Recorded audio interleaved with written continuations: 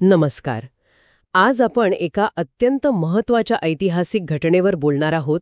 1677 मध्ये छत्रपती शिवाजी महाराज आणि गोवळकोंड्याच्या कुतुबशाहीमध्ये झालेला तो प्रसिद्ध तह. हो, आणि त्यानंतरची महाराजांची दक्षिण मोहीम हा एक असा अध्याय आहे ज्याने दख्खनच्या राजकारणावर खूप मोठा परिणाम केला. आपल्याकडे इतिहास तज्ज्ञांनी तयार केलेला सविस्तर अहवाल आहे. यात त्यावेळची राजकीय परिस्थिती, तहाची कारणं, अटी आणि त्याचे परिणाम यावर आपल्याला माहिती मिळतेय. बरोबर. आपला उद्देश आहे महाराजांची रणनीती समजून घेणं, त्या काळातील दख्खनच्या राजकारणाची गुंतागुंत आणि अर्थातच या तहाचं नेमकं महत्त्व काय होतं. नक्कीच. सुरुवात करूया त्यावेळच्या म्हणजे 1676च्या आसपासच्या परिस्थितीपासून. हां, काय स्थिती होती तेव्हा दख्खनमध्ये? दख्खन म्हणजे काय म्हणतात त्याला, सत्तेच्या साठमारीचं केंद्र बनलं होतं. उत्तरेकडून औरंगजेब, मुघल सम्राट आपलं साम्राज्य वाढवायला बघत होता. अच्छा.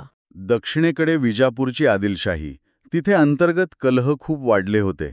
म्हणजे पठाण गट विरुद्ध दक्षिणी गट, सत्ता स्पर्धा, यामुळे ती खूप कमकुवत झाली होती. आणि गोवळकोंडा? ती तर श्रीमंत होती ना? हो, गोवळकोंडा कुतुबशाही श्रीमंत होती, पण मुघलांचा दबाव त्यांच्यावरही होताच. थोडी असुरक्षितता होतीच. आणि अशा वातावरणात 1674च्या राज्याभिषेकानंतर शिवाजी महाराजांचं मराठा स्वराज्य एक मोठी शक्ती म्हणून पुढे येत होतं, ज्याचा सगळ्या प्रस्थापित सत्तांना कुठेतरी एक धक्का बसला असेल. अगदी. आणि याच पार्श्वभूमीवर महाराजांनी दक्षिण दिग्विजयाची ती मोठी योजना आखली. ही योजना खूप धाडसी होती असं म्हणतात. फक्त प्रदेश जिंकणं एवढाच उद्देश नसावा, बरोबर? मुळीच नाही. ही एक खूप विचारपूर्वक आखलेली म्हणजे मल्टी डायमेन्शनल स्ट्रॅटेजी होती. मुख्य उद्देश होता दक्षिणेत एक सुरक्षित तळ निर्माण करणं. मुघलांपासून स्वराज्याच्या संरक्षणासाठी. हो, जिंजीसारख्या ठिकाणी एक मजबूत पर्यायी बेस तयार करायचा होता. त्याचवेळी विजापूरची जी कमकुवत स्थिती होती त्याचा फायदा घेऊन दक्षिणेकडचे प्रदेश स्वराज्यात आणायचे होते. आणि वडिलांच्या जहागिरीचाही प्रश्न होता ना, शहाजीराजांच्या. अगदी. त्या जहागिरीवर हक्क सांगणं आणि तिथे असलेला आपला सावत्र भाऊ व्यंकोजीराजे त्यांनाही स्वराज्यात सामील करून घेण्याचा प्रयत्न करणं, या सगळ्यामागे एक मोठा विचार होता. दख्खनी सत्तांना म्हणजे हिंदू मुस्लिम दोघांनाही एकत्र आणून मुघलांना आव्हान देणं, ही नीती खरं तर शहाजीराजांकडूनच महाराजांना मिळाली होती. महाराजांचं वाढलेलं सामर्थ्य हे त्यांच्या 2 भेटींमधून दिसतं असं म्हणतात. एक आग्रा आणि दुसरी भागानगर. यातला फरक कसा होता? फरक खूप मोठा होता. तो महाराजांच्या बदललेल्या स्टेटसचं प्रतीक आहे. 1666ची आग्रा भेट आठवा. पुरंदरच्या तहानंतरची एका मांडलिक राजाच्या भूमिकेतून होती ती, आणि तिथे अपमान झाला. ती एक प्रकारे गमावती भेट ठरली. बरोबर. पण 1677ची भागानगर म्हणजे गोवळकोंड्याची भेट ही राज्याभिषेकानंतरची होती. महाराज आता एक सार्वभौम छत्रपती होते आणि सुलतान अबुल हसन कुतुबशाहने त्यांचं फक्त स्वागत नाही केलं तर प्रचंड सन्मान दिला, मोठी मदत पण देऊ केली. ही भेट खरंच कमावती ठरली. हा बदल म्हणजे महाराजांच्या वाढत्या प्रभावाचं उदाहरण आहे. अगदी. राजकीय आणि लष्करी दोन्ही. आणि ह्या यशस्वी भेटीमागे, तहामागे गोवळकोंड्याचे ते 2 मंत्री मादण्णा आणि अक्कडणा पंडित यांची भूमिका खूप महत्वाची होती असं म्हणतात. निश्चितच. सुलतान अबुल हसन तानशाह जरी राजा असला तरी खरी सूत्र या 2 बंधूंच्या हाती होती असं म्हटलं जातं. ते मोठे मुत्सद्दी होते, मुघलांचे विरोधक होते आणि दख्खनी एकजुटीसाठी प्रयत्न करत होते. अच्छा. महाराजांशी मैत्री आणि हा तह घडवून आणण्यात त्यांची भूमिका निर्णायक होती. पुढे त्यांची हत्या झाली, हे गोवळकोंड्यासाठी खूपच वाईट ठरलं. आता त्या प्रत्यक्ष तहाबद्दल बोलूया. त्यात आर्थिक आणि लष्करी मदत खूप मोठी होती असं ऐकतो. हो, खरंच. आकडे आश्चर्यकारक आहेत. मोहिमेच्या खर्चासाठी रोज 3000 होन आणि लष्करी तयारीसाठी एकदम 1,00,000 होन.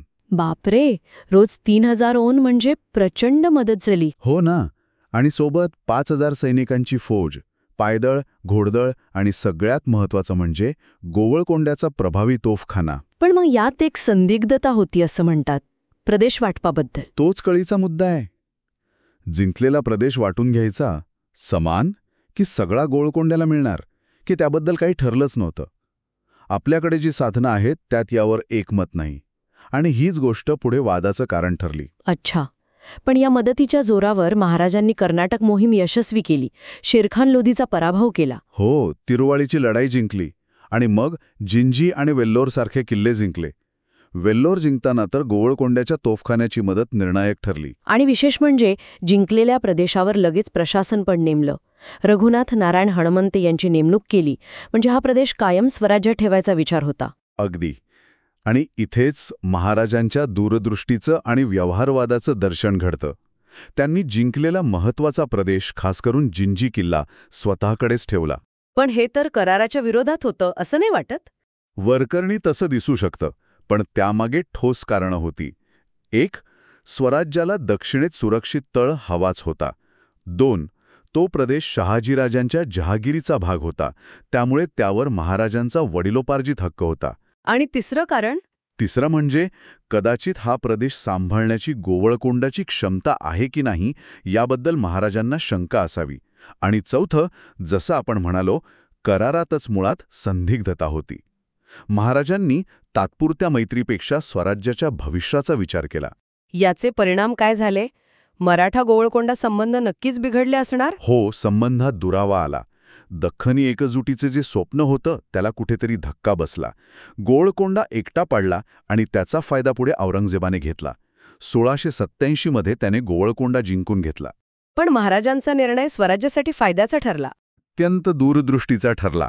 कारण याच जिंजीमध्ये पुढे छत्रपती राजाराम महाराजांना आश्रय मिळाला आणि मराठ्यांचं स्वातंत्र्ययुद्ध दक्षिणेतूनही नेटाने सुरू राहू शकलं. म्हणजे हा तह आणि त्यानंतरच्या घडामोडी बघितल्या तर महाराजांची मुत्सद्देगिरी आणि प्रसंगी कठोर पण स्वराज्यासाठी आवश्यक निर्णय घेण्याची क्षमता दिसून येते. अगदी बरोबर. यातून स्वराज्याला तात्काळ खूप फायदा झाला, पण एक मोठं ध्येय म्हणजे दख्खनी एकजुटीचं ते अपूर्ण राहिलं. महाराजांनी व्यवहारवादी भूमिका घेतली, जिथे स्वराज्याचं हित पहिलं होतं. आणि जाता जाता एक विचार मनात येतोच. जर महाराजांनी तो जिंकलेला प्रदेश गोवळकोंडाला दिला असता तर काय झालं असतं? दख्खनचा इतिहास वेगळा असता. हा प्रश्न विचार करण्यासारखा आहे. दख्खनी एकजूट टिकली असती का, की औरंगजेबाचा विस्तारवाद तेव्हाही म्हणजे तो थांबला नसता?